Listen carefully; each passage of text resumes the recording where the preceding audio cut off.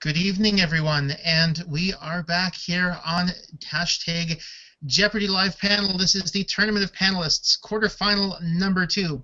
Slightly smaller panel than yesterday evening, but first, without any ado, I will get straight into the introductions. First up, the second half of the bipartisan international judging panel, the founder of thejeopardyfan.com, Gemma Kaneko.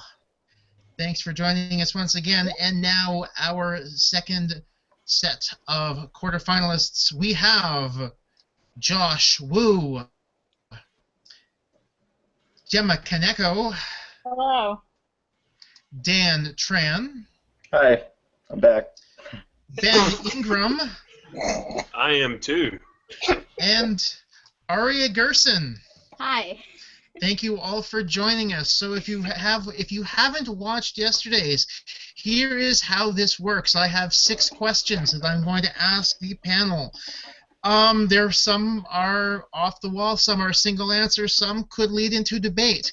After each question, the judging panel will give a score between 0 and 10 to each of our panelists. That will give a total of up to 60 for the debate portion. After we finish, there will be 48 hours worth of fan voting. There will be a Google poll accessible from the JeopardyFan.com website. There will also be fan voting on Twitter. And so the Google vote is worth 10. The Twitter vote is worth 10. Final total will become 80 points. The winner goes straight through to the semifinals. There will be 13 wild cards as well. 10 of those are for the top 10 non-winning debate scores, and then 3 more for the non-winning final scores. So if you have a high fan vote and don't win outright, you could still get into the semifinals through that way. So, in case you're wondering how yesterday's panel went, we had Alex Perceau and Ben Wiles each score 43 on the debate portion. However, in the fan vote, I will say Josh Frumkin has done the best job so far of getting his friends to vote for him. So if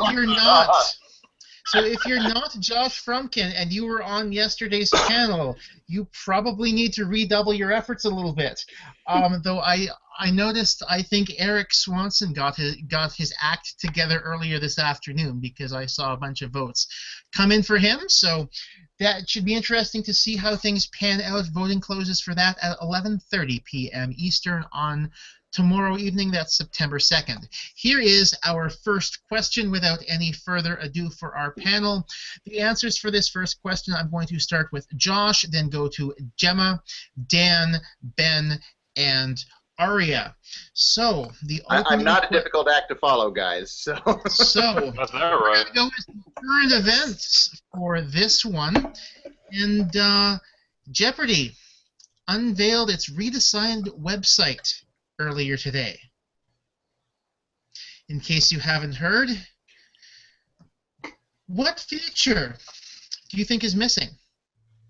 You can come up with a joke answer if you'd like, or a serious one. But what feature do you think is missing from the new Jeopardy website? Josh. what is Alex Trebek's mustache really doing even during its extended vacation? Gemma, your thoughts. I looked at the website a little bit today. I really like the new Tournament of Champions tracker. However, I think that there should be a site where you can vote for people, part of the site where you can vote for people who deserve a redemption shot on the team. Hashtag team also rans. And then it would be just a big picture of my face on top of that. That would be ideal. Dan, what do you think? So I have not looked at the website at all today, so I had no idea it was redesigned. So if I had to guess, maybe, I mean, not surprisingly, Google also changed their logo today as well. But I don't know, did they leave out the exclamation point in Jeopardy or something like that? Because most people, when they say Jeopardy to me, they leave it out, and I always leave it in every text, every chat, every email. I have no idea. So. And it bothers the living daylights out of me when people do that. But then, it's not the title of the show without the exclamation point. Put it in, people. but then in a text or something like that would just auto-correct itself and auto-capitalize the next letter. So whatever, it can be pain. But there we go. I almost feel as though this question might be tailor-made for our next panelist here. What do you think is missing from the website, Ben? Malcolm's Corner. What's that? Malcolm's Corner. And Yeah. here I thought you were going to use this opportunity to complain that you got cropped out of the picture with with Arthur and Julia. Now, about that picture, pretty sure that was taken during a rehearsal game because of the background. So I might not have been cropped out at all, but it still makes a funny story for the bar. But you know, whatever. I like the feature of memorable contestants, and that's all I'm going to say about that. They are all memorable, Which except just Malcolm. will not. reaffirms that Ben Ingram is the best Jeopardy player you all have never heard of. I haven't heard of myself either. So who is Mike And- Jones? Aria, what do you think is missing?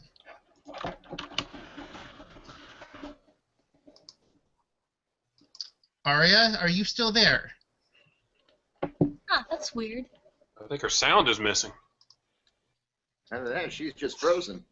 I suspect Aria might have had some technical difficulties, but we will get back to her once she returns. Yes, I presume she's disconnected, so give her a chance. I'm going to give her a chance to get back in, and so she can obviously give a response that otherwise would not be particularly fair to her.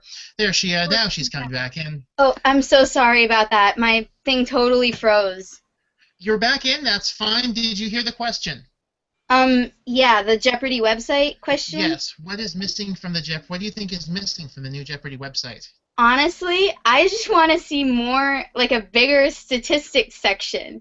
Like how on the J Archive they have all those stats about, like, the biggest score and the biggest number of clues correct and all that stuff. And I'd love to have, like, a sortable table of all that stuff so you can just, like, sort through all of it. Kind of like the CSV files they have on Learned League and stuff like that. I would love to just, like, spend so much time just going through all the statistics. That would be so fun. That's a good answer. Okay. So while our judging panel comes up with scores for the opening question, because this one our second question takes a little bit of time, I think, to think about an answer, I'm going to give you our question at this point. Number 2, describe a Jeopardy game. You'll have 60 seconds in total. Describe a Jeopardy game with 3 famous literary characters as contestants in 60 seconds or less. Oh, no. Whoa. Who's Man. up? So while you're thinking of that, I'm going to tabulate the scores.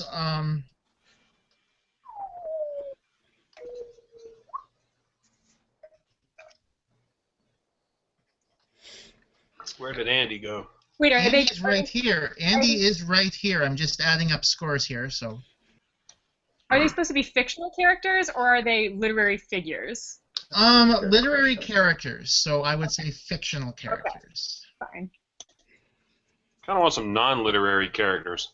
Like, can we get like Edward Cullen in here?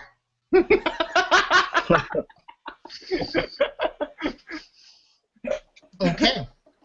So these scores from the first question have been tabulated, and I will go in alphabetical order by last name on these. Aria picked up 8 points, Ben 4, Gemma 7, Oh, Dan 6, and Josh 9. Whoa, hello. last place. Oh, sorry, Keith. I So need Josh to is vote for this.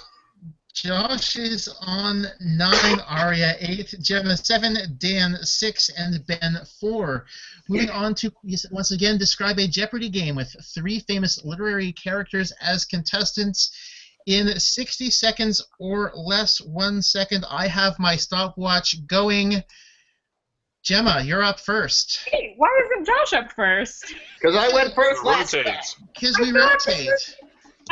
Was not aware of the rotation. not prepared. That's okay. That's okay. I'll make it up. All right. I've pretty much used most of my seconds at this point. Okay. And go. All right. So we're gonna have. I'm just gonna misinterpret the entire question because I was not ready for this. So Jonathan Franzen is there. Elena Ferrante is there, but she has a screen. You can't see her. She's basically still a hermit at the game. And then the book that's closest to me right now is Harry Potter and the Goblet of Fire, so we're just going to have Voldemort also be there. And everyone is really afraid of Voldemort, except for Jonathan Franzen, who keeps disagreeing with the very concept of the question. And every time he says, what is, he actually just launches into like a 45-minute digression about what concepts actually are. The end. Game over. Okay, next up, we have Dan. All right. Okay, so to me, a quintessential literary character that I could see on a Jeopardy game, probably Jay Gatsby. He's calm, cool, or he's trying to be calm and cool, collected amongst his audience. Meanwhile, occupying both podiums are both Dr. Jekyll and Mr. Hyde, switching back and forth. So between one person, they actually split the money, but one half of him, so Mr. Hyde does really good in evil kind of categories, and then Dr. Jekyll does really good in more clinical, medical things. Well, Jay Gatsby gets outbuzzed every time by one guy. I could see that happening. Actually, no, I couldn't see that happening. I'm pretty sure it's against the rules, but it'd be kind of cool to see anyways. So that's kind of cheating because it's only two characters. But it's one guy is two characters, so I'll take that. Okay, next up in the rotation, we have Ben. Captain Queeg appears first and runs a category on strawberries. He is then ousted in a mutiny by Lady Chatterley's lover and by the nurse that, what his name is, that dude who had the six-toed cats, F. Scott Hemingway slept with in A Farewell to Arms. The nurse winds up winning because, as I mentioned, Captain Queeg is ousted and Lady Chatterley's lover negs once, and it winds up being a $1 win. She then faces off against Colonel Daryl Scott of the Air Force, and wins again by $1. And let's have another drink. That was better on paper. Aria, your turn. Well, I was going to do Harry, Ron, and Hermione, but then I decided a better group dynamic would be Hermione, Luna, and Fred. And what they would do is, Hermione would, of course, be super serious, all like, I'm going to win this thing, I'm going to know all the answers, and she'd be buzzing in. And then Fred would just be like, what is this? And he'd want to, set off sparks at his podium to try to get, people to give him more points just because he was doing cool stuff and the audience would love it. And then Luna would just be kind of sitting there, kind of aloof. And then the final Jeopardy category would come up and it would be Nargles. And she'd be like, oh my god, I'm on this. That's pretty good.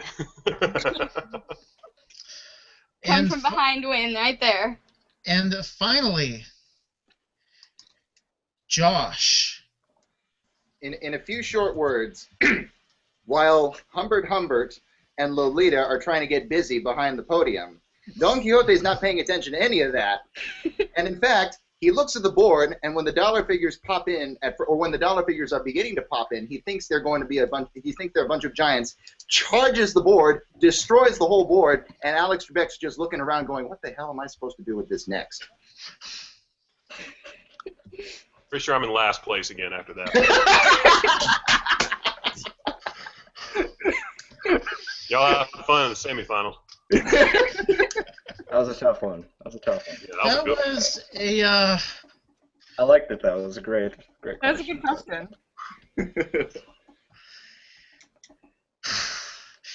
A note to my fellow judge: you cannot give negative scores. Also That's deeply not the whole disappointed. question. I didn't say that about anybody specifically, okay? I think she wants to give me negative scores.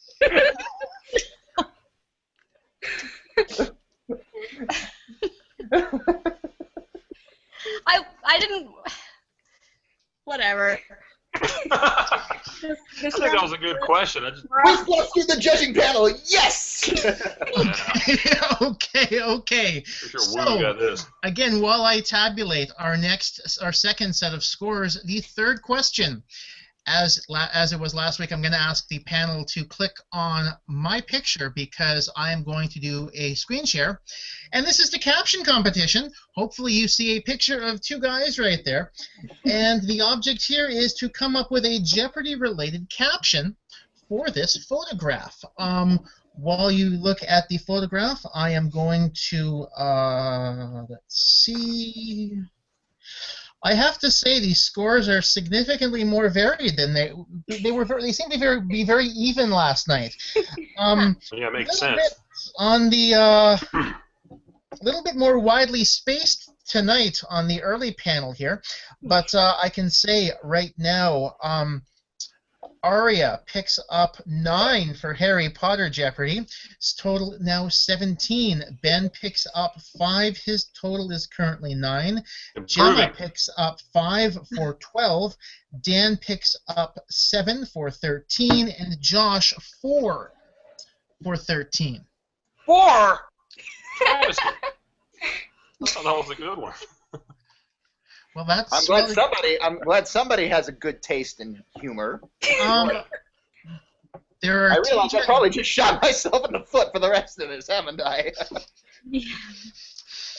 Okay, so I presume everyone can see the photograph there. With the caption, Dan will go first on this one.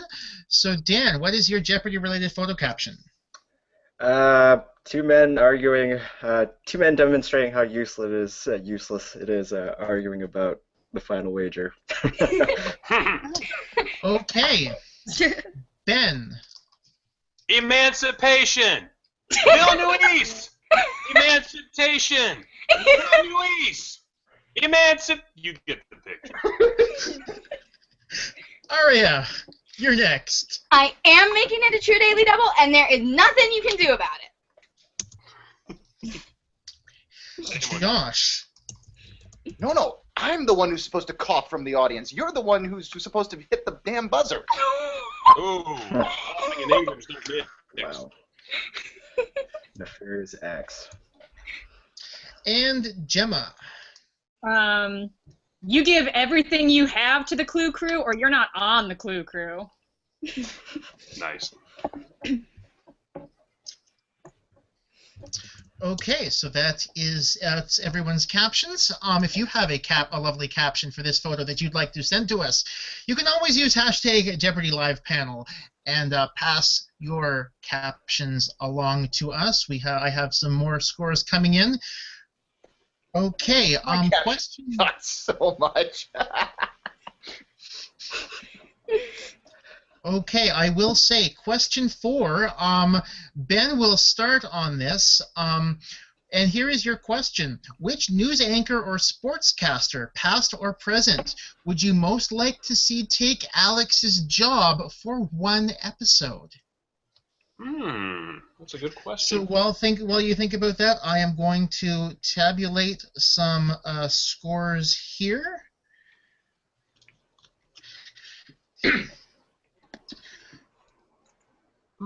Was Chuck Woolery ever a sportscaster? No, but I hear he got a fortune a long time ago. Play until someone gets 3. That would be funny. They play until someone gets 3 right. I'd watch that. Okay, so your scores on the caption competition. Aria picks up 5 for 22 in total. Ben picks up 8, now has 17. Gemma picks up 5 for 17. Dan picks up 5 for 18. And Josh picks up 4 for 17. What? Dang, we're all looking up at Aria. I liked that one. Just proving to show how difficult it is to impress both of us at the same time. Because guess what? Both of us each of our marks count 50%, and the number of times I've gone high and Jeannie's gone low, or vice versa, is quite a lot. But that's why we set it up this way, because it's difficult to impress both of us at the same time. But Ben, you go first. Once again, news anchor or sportscaster, past or present, would you most likely to see take Alex's job for one episode? I'd like to see Brian Williams host the April Fool's episode, and I'd like to see the Canadian Brian Williams or the American Brian Williams? Oh, the disgraced one. I'll go ahead and admit I didn't know there was a Canadian one. And I'm sorry. I know Don Chevrier and I know Rob Ward, but I don't know the Canadian Brian Williams. But I would like Brian Williams to do one episode just to see how he would do, because he was a good television personality. Mm-hmm. But one episode only, right? One episode only, yes. One only. I like the categories to be Iraq, getting into helicopters, getting out of helicopters, and telling the truth. Okay, Aria, you're next. Well, I was trying to think of a funny answer, but I don't know that much about this topic, so I'm just gonna have to say, John Berman, aka the guy that nobody had ever heard of that totally smashed on Celebrity Jeopardy, because he probably knows his stuff, and so that would be a good thing for a substitute Alex. So I don't really know. Josh. Well, I was going to say Brian Williams. In fact, I had it written down right here, but I crossed it out and it says, "Damn it, Ben." Pardon me, then. All right. Yeah. Lucky I got to go first. But my second choice is public radio's Kai Ryssdal. Number one, as long as you don't see him, because he's a radio guy, as long as you don't see him. And number two, when someone gives a dumb answer, he goes, "No, come on, man." I can see that. And finally, Gemma. My first thought was, of course, Vin Scully, because he's very soothing and good at his job, and everyone wants to listen to Vin Scully talk about really anything. But I changed my mind. I'm picking Christiane Amanpour, because why not have a lady host something ever? Like, seriously, women host things. I want to see that. Okay. I still have to go. But. Yeah, yes. Hey, dang it, Andy. What? Zeros for you. Yeah, I can take a zero. Dan. I was thinking along the same lines of a baseball announcer, just because Don Orsillo is getting let go at the end by the Red Sox network or whatever, which is stupid, and he's great. But my actual answer, you know what? I could probably see Al Roker do it, as long as there is a video daily double that he has to do in front of a green screen. So that'd be great. Oh, that would be fun. I get it. Okay, while we figure out while the judges figure things out, and before that comes up, you'll have to give me 1 second. I just want to make sure I have my own facts straight before I give a score on one of them. I feel as though Al Roker might have hosted something before, but I'm not 100% sure. Oh, yes. He has. He has hosted a game show before. That's what I thought. I didn't know that. What was it? Yeah, what was it? Celebrity Family Feud, the first time it happened, like, I don't even remember how long Oh, ago. yeah, the feud. That's right. Yeah. So now he's hosted like everything. Name something.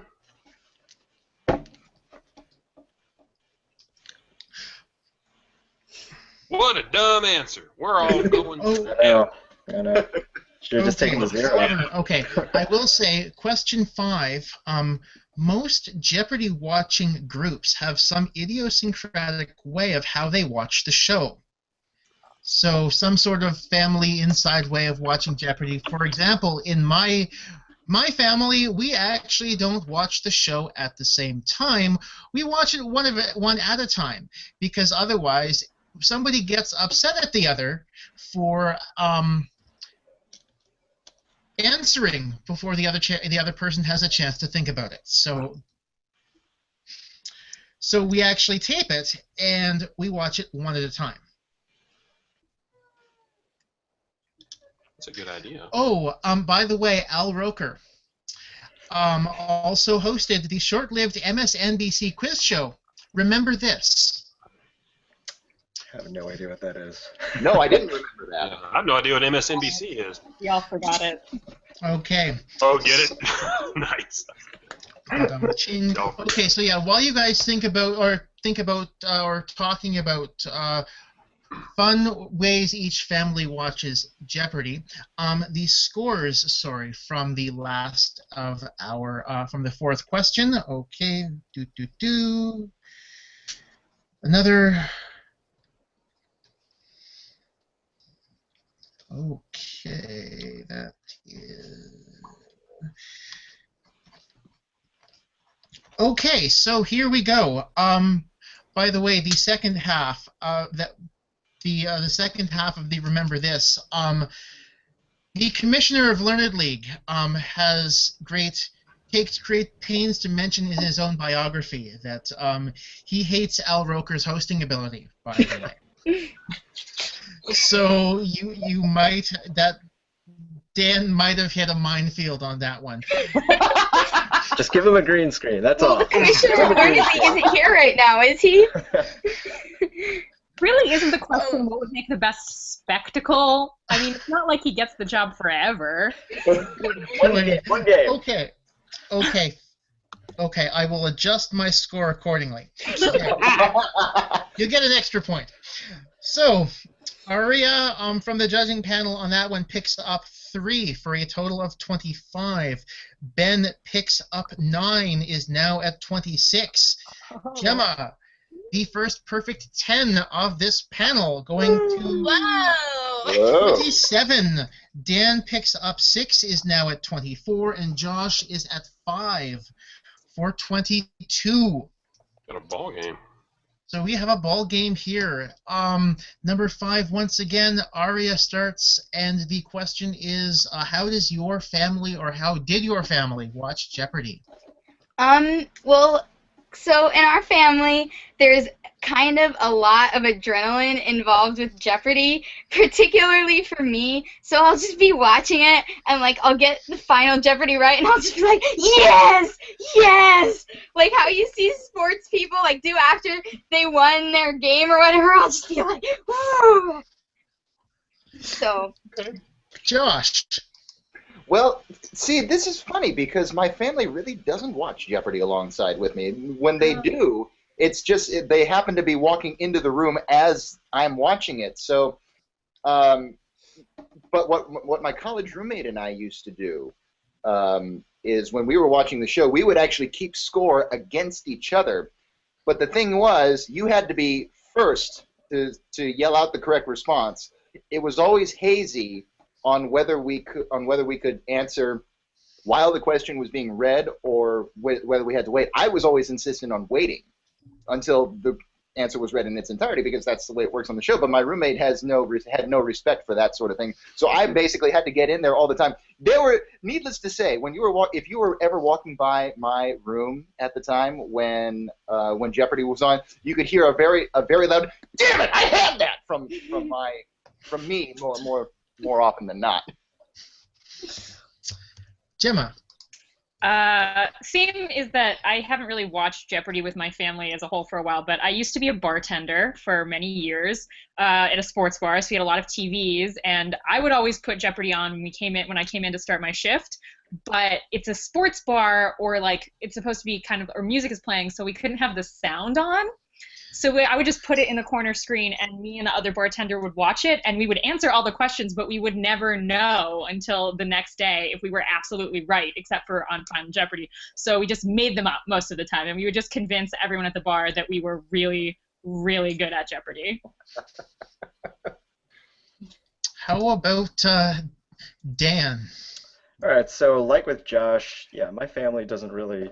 Well, I'm the main Jeopardy aficionado in the family, main enthusiast. I did do the same thing where we didn't have DVR, so I did just use our old-fashioned VCR just to be able to fast forward through commercials when rewatching episodes I would miss. But I mean, I guess growing up watching it, we did it was always sort of on the TV when I was helping my parents or uncles with dinner or something like that. So and all they really cared about was just to wait till the Think music came on for Final Jeopardy, and that was the most exciting part. It was kind of like, yeah, it was just like that, and that was before I had any concept of trivia or knowledge like that. So I didn't really know how to play the game as well. It'd just be chopping garlic or slicing vegetables and just watching Alex on TV growing up. So that was my thing, really.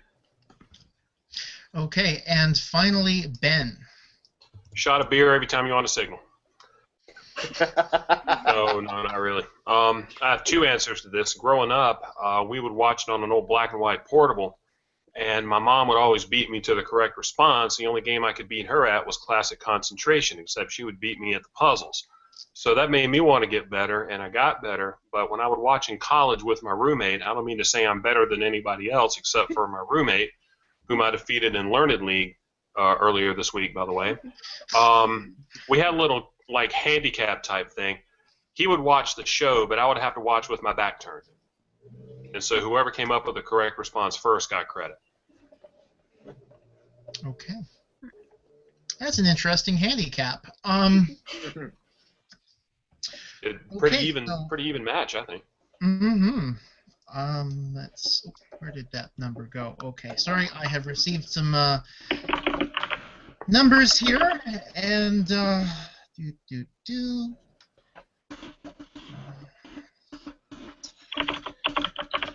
Okay, this could get very, very interesting as we move into our final question.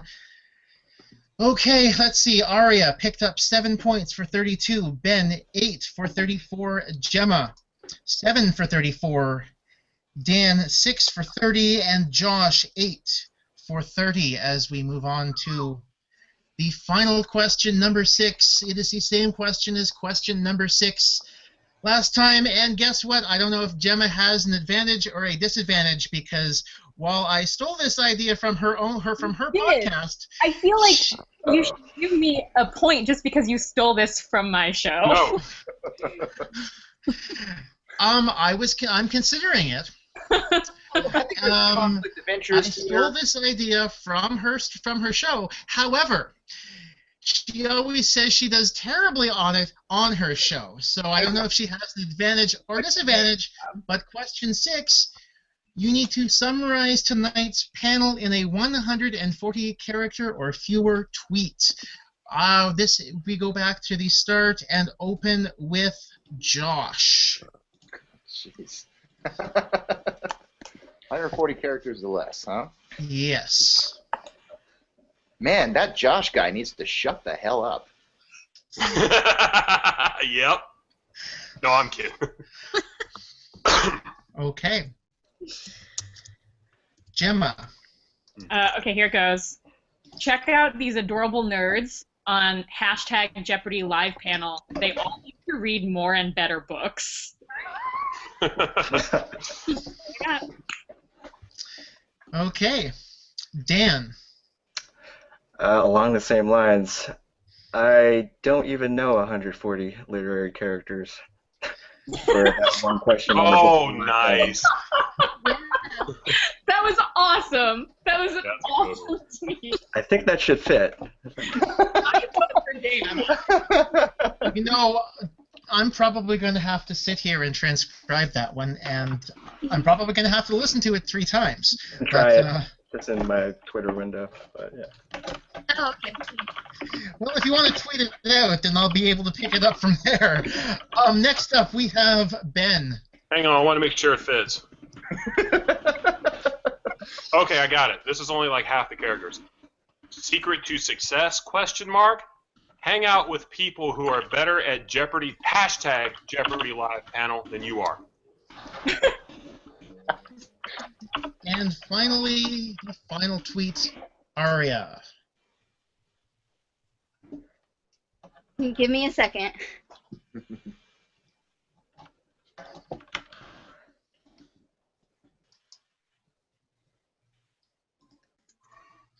I presume Aria is Okay. making sure her Okay, tweets. so, give one more second. One more second. Twitter handle, so I can retweet that right now. You've only got 30 of them. Okay, I got it. There once was a man from Ontario who asked about literary characters. They blew stuff up. He'd had enough. They were all too scary, though. That's pretty good. I hope you win.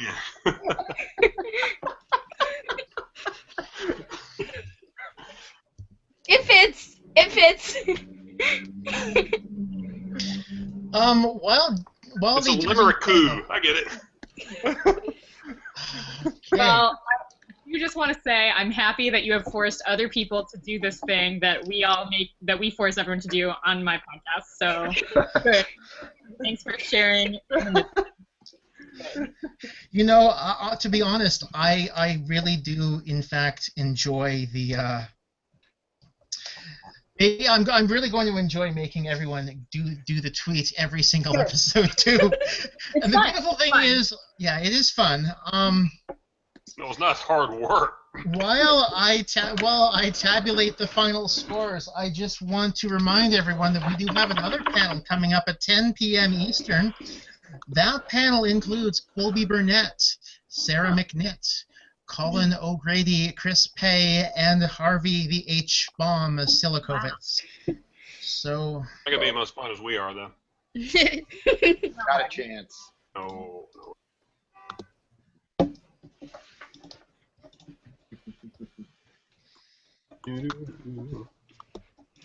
Minute. Okay, let's see here. So, the final scores, I will reveal these in reverse order of standing.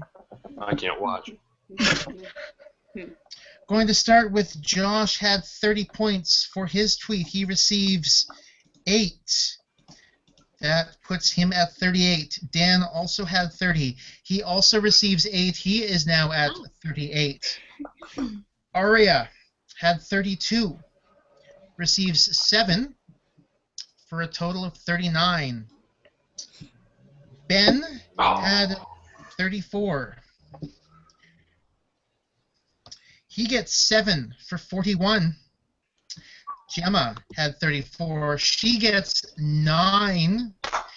She ends up at 43. She is in the lead after the debate portion. Now, you guys, very shortly, your tweets will, I will pick those up, create specific tweets for your fans to retweet and or favorite. A retweet counts as a vote. A favorite counts as a vote.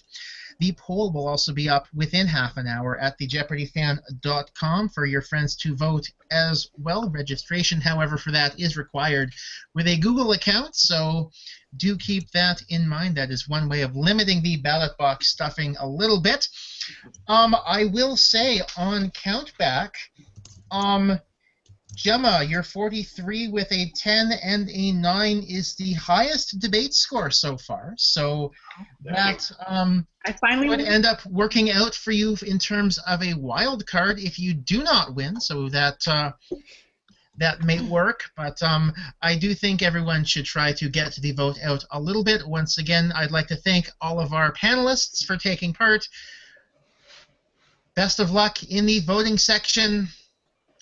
Jeannie and I, we will see you with quarterfinal number 3 in about 2 hours and 19 minutes from now. I'm just waving goodbye. Bye, everyone. Bye. Hi.